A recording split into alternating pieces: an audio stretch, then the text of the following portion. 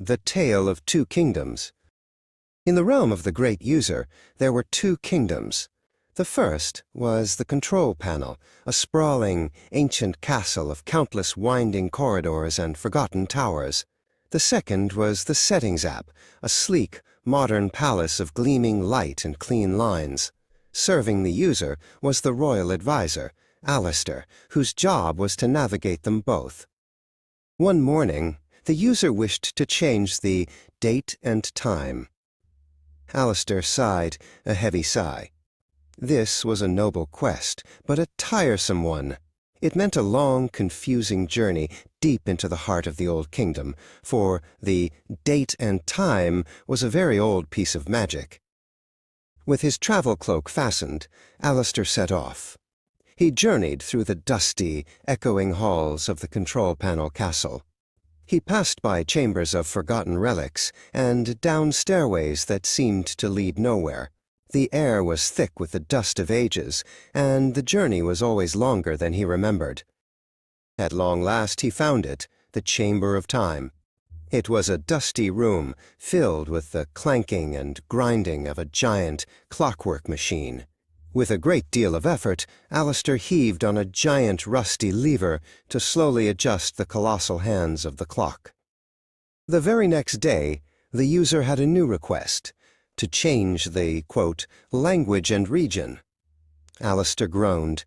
This was another ancient magic, housed in a completely different tower of the old kingdom. Another day, another long, bewildering journey. But just as he was preparing for his trip, a royal messenger arrived, clad in gleaming modern armor. He carried a glowing scroll. "A great unification has been decreed," the messenger announced. "All matters of the realm are now handled in the Settings App Palace.